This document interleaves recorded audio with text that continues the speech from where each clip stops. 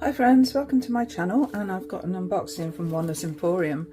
There's a couple of decks in here. I've already taken off that sticky tape because I want to see that one as well for my channel.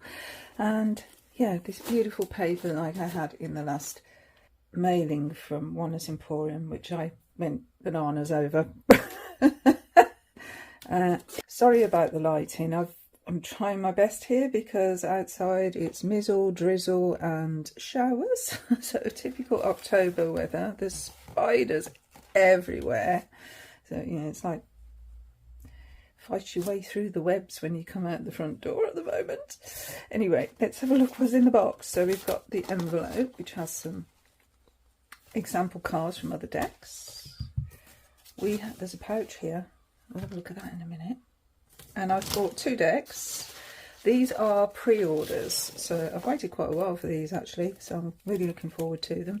This one is the Circe Tarot, and as you may know, I finished now the novel on Circe, which was so good. Madeline Miller. Hold on, I'll go and get it actually. And I've also got Queen Mab, which I'm really looking forward to that one.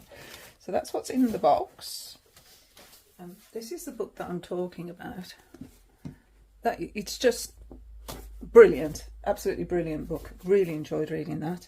And the other book that I read was Ariadne, and I got that one from the library and it's gone back.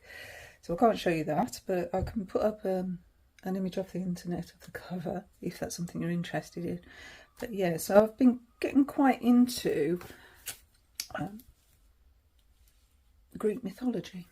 So I thought I'd take a look at this deck here, which is all about Cersei, so we'll look at that in a sec. Let's just see what goodies our lovely Cheryl has included this time. So we have that Happy Halloween card again. Nice. Then we have, that's that Vampire Tarot again, isn't it? That Charles Harrington one that I haven't got. There's a goldfish in the bowl there. I wonder what that's about. This is the Queen of Cups. So the goldfish is in the bowl. And we've got some sort of a light there. That's really interesting. I wonder what that's about. If you've got the deck, let me know. Anyway, what's this? What's this? Is this that Fifth Spirit Tarot, possibly? Looks like the Three of Swords. I wonder if that's a pip deck. Again, it's one I haven't got. This one, yeah, I've been sort of looking at this one as well, the Egyptian Art Nouveau Tarot. I'm not quite sure, you know, two different genres coming together. I mean, you may or may not know, if you've watched my channel, how much I love Art Nouveau and Pre-Raphaelites and art, you know, different art movements. But Art Nouveau is one of my absolute favourites. So how does that align with Egyptian mythology? Interesting. I don't know. So here we have the Eight of Cups, which is very Rider-Waite-Smith, that is, isn't it? Very Rider-Waite-Smith. Okay, what's this one? That's the welcome card. Put that to one side. What is this? King of Good Cheer. That's that new Yuletide Tarot, isn't it? Another one I haven't got. I haven't got the Trick or Treat or the Yuletide, and I'm sort of in two minds about that. I'm not sure because they're so time specific. The Trick or Treat is, well, Halloween's one day really, isn't it? One night. And so to buy a whole tarot deck just for that one night seems a little bit, I don't know, too much for me. And also it seems very American based, and I don't you know, I've looked at walkthroughs and I don't think I align with it really. It's, yeah, I'm British through and through.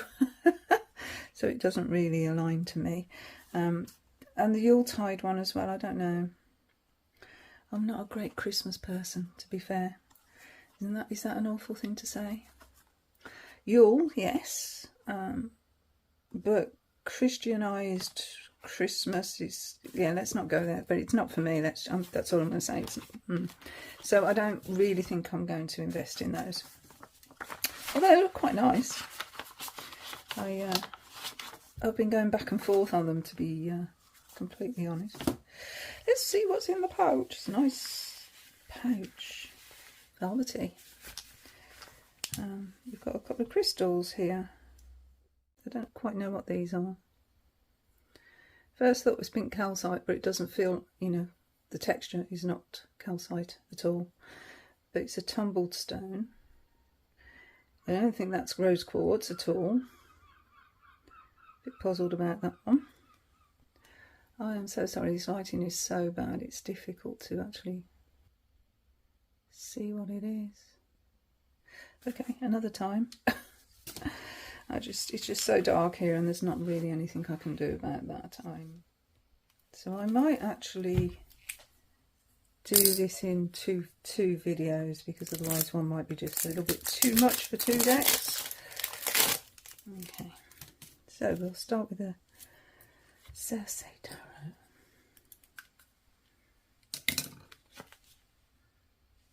We have what looks like the Strength card here. It's a low Scarabeo deck, so we know what to expect. Oh, this lighting's so bad. Can I get anything? Is that better? Right, I'm going to carry on because I really want to look at this deck for myself. If this, when I play back, is so bad, what I'll do is I'll keep this first part of the video and then I'll re-record the walkthrough. So you can actually see the cards, if that's something you're interested in, and then I'll edit it into this video. But for now, I didn't really need that. Got one of those easy access packaging, I like those. Okay, so we have a guidebook. I presume in different... Oh no! Do you know what? I presume that was going to be in all different languages, and it's all in English. How cool is that? Well, thank you, Lo Scarabeo. I'm really impressed.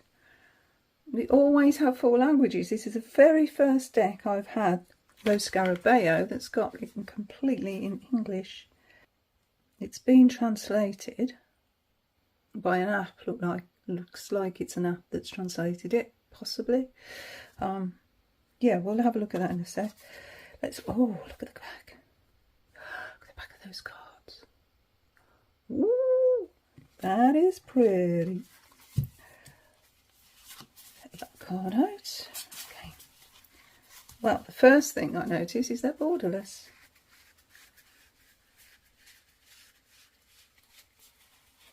The second thing I notice is the cardstock. It's nice. It's thin, but it's nice. It's like a bit like Llewellyn cardstock, I'd say. Flexible. Oh wow, look at this fold. Okay, I'm going to do the walkthrough. Let's separate them into my preferred suit categories.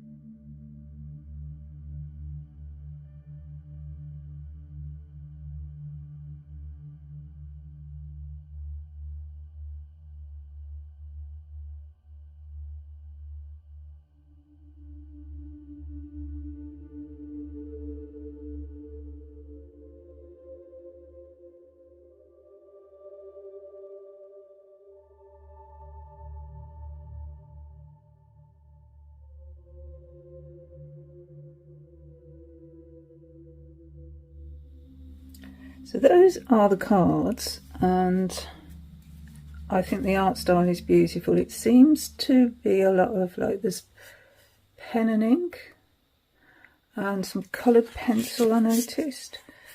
Beautiful, beautiful art style. I'm not an artist, so I couldn't tell you, you know, all the mediums that have been used here, but these cards are absolutely stunning. Stunning cards. I love the fact they're borderless. Absolutely beautiful. So, who's who? Well, the Fool is Dionysus, and I'm probably, so we'll call these shadows. I'm sorry about the light. Anyway, I'll plough on. Yes, some of these seem recognisable from the myths. Some I don't know. But this is a very full energy with the bells there. Oh, brilliant, the mask. Carefree, and look at this companion.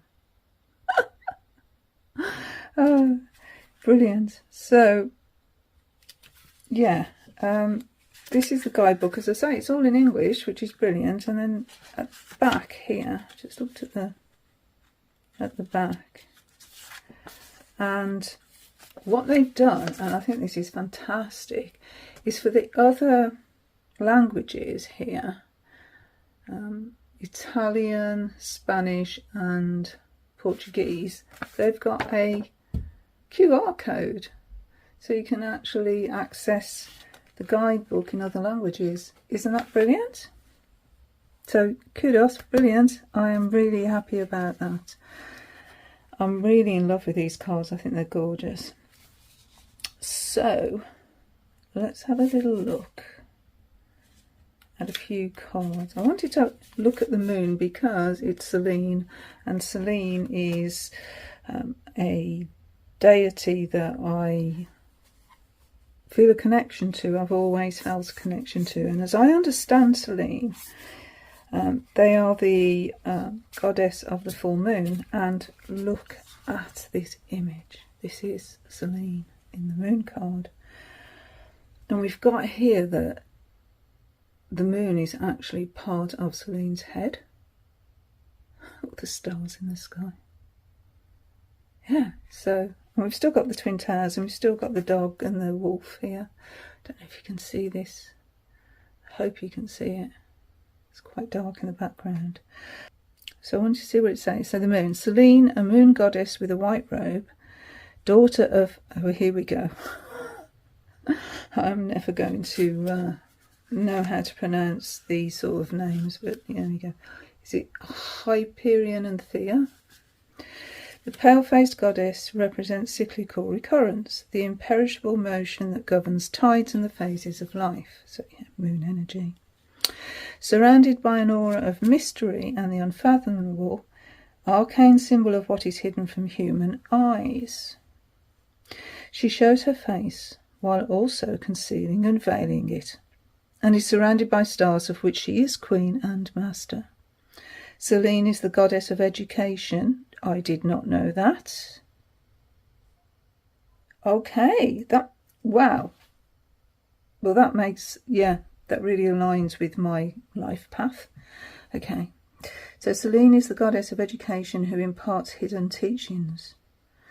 The contours of her ethereal and impalpable face may appear blurred or well outlined.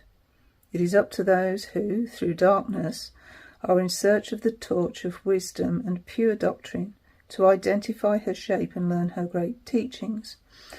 And then the key words are the world of the mind and illusions. That is brilliant. Oh, that is brilliant. So that was the moon card. That is Selene. And here we have the sun card. And look at this. It's Helios, which is Cersei's father. So that's cool. Yes, Selene and Helios. I don't know the relationship between these two in Greek mythology. I'd have to research that, but I like that. That's nice. Okay, so we've got some major figures in the major arcana there, as far as I can see. This is Hermes, because we've got the Caduceus, so the magician is Hermes, and that aligns, doesn't it? It aligns with the Thoth as well. High Priestess, who's this? I'm not going to go through every card because we'll be here forever, but I'll just have a look at a few. So the High Priestess is Cassandra. I'm not, I don't know Cassandra in Greek mythology. That's got to be Demeter. That has to be Persephone's mother, Demeter. Definitely. And that's Oceanus. Oh, a centaur. So we know what that is. That's Psyche and Eris. Yep. Got a burning bush there as well, and a snake in the tree. This is Hades. Hades took Persephone down to the underworld and made her queen for 6 months of the year. Okay, so I'm not going to go through everyone, but yeah, there's some major players here. Oh, wow. So for the Hangman, perfectly, we have Prometheus, whose liver was, he was punished actually by Zeus for giving humans, intelligence and memory, and fire, I think, as well. But he was punished. I think it was his liver that was torn out every day, and then he could his body, because he was a god, would repair itself, and then he'd go through that ordeal all over again, which isn't very nice, is it? But he was actually saved. Let's have a little look at. Take a minor card. Which one shall we take? Oh, look. There's quite a different take on the Eight of Wands, isn't it? Because we've got the Trojan horse there. So it looks like that place is all being set alight, the Trojan horse as well. So that's interesting. Is that Hercules? Normally we see the Ten of Wands as a burden, don't we? What does it say about this one? Let's have a little. Taking too much on. Yeah, this is Hercules. The mightiest of heroes, the demigod son of Zeus and Alcmene. The fighter made unwavering by his faith in Hera. Hera was Zeus's wife, who was very jealous. And, you didn't want to cross her. Yeah, because Zeus had a lot of lovers and wives, and Hera was like not happy about it. Anyway, his victories in the field fill him with responsibility. Yeah, okay, so there's the burden. And his good fortune will be a harbinger of oppression for his enemies. So not for himself, but for his enemies. Keyword fatigue. So for all the minor arcana, there is actually only one keyword for each. So that's different. Okay. So it seems that they give a little bit. Let's have a look at the Queen of Wands. They give a little bit of information about the character on the card and then a keyword. So for the Queen of Wands, one of my favourites in most decks, actually. Love the sunflower. Look at this cat. Oh, wow. Enyo, a minor deity of feats and adventures, companion and lover of the god of war, Ares, or I don't know how you pronounce it, Ares, is seated on her royal throne surrounded by divine gold and jewels. With a noble and sincere soul, she presides over the cycles of an equally welcoming and generous nature. She gracefully oversees every successful venture, just as she watches over new ventures and their implementation. And the key word for that is friend. The key word for the King of Wands is honesty. And this is Priam, King of Troy, last son of Maiden and Strimo. Anyway, yeah. There seems to be not only a Cersei story in here, but also others as well. What we don't see in any of the cards is Scylla, and how Cersei poisoned the waters of Scylla in revenge for Scylla's association with Glaucus, who Cersei was in love with. This was her first heartbreak, and she actually poisoned the waters so that Scylla actually became a monster, transformed her into a monster. So that's not actually in this deck, and I thought, well, I don't suppose you could do it with the Ace of Cups, given the tarot system. It wouldn't really work, would it? So what is the Ace of Cups? Because that has to be Circe's cup, does it not? Yes. From Circe's cup flows the magical liquid capable of mutation and transformation, a substance that leads to an ecstatic condition. Thus, Ulysses' fellow travellers become intoxicated with emotion and rediscover their own essence. Okay, so this is the brew that she used to turn Ulysses' fellow travellers into beasts, so they could see their true nature. But yeah, she turned them back again. It ends well, but yeah, that's Circe's cup. Okay. Oh, and he's been warned.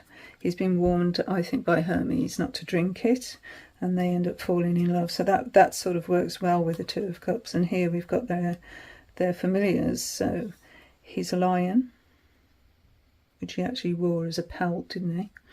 And then Circe's beast, because she was able to tame the beasts. These must be those that followed her onto the island when she was cast out of her home to live alone on an island. But yeah, a lot of maidens came to visit her and wanted to stay. Helped, I think, by Dionysus. According to this book by Madeline Miller, anyway. So yeah, it does follow along the story quite a bit, but there are other characters in here, and how they relate to Circe, I am unsure. There's characters in here I've not researched or know about, so that's something I can do. So it's a beautiful deck. Absolutely gorgeous deck. I'm going to have to do some more reading up on Greek tales, but that's no hardship. So yeah, that's my first look and first impressions of this beautiful Circe Tarot. And I'm going to look forward to doing a bit more reading up on this, because that little guidebook, nice as it is, isn't really giving me an awful lot. And yeah, the stories, the mythologies are really cool. I think Homer's in here as well. On the Ten of Pentacles.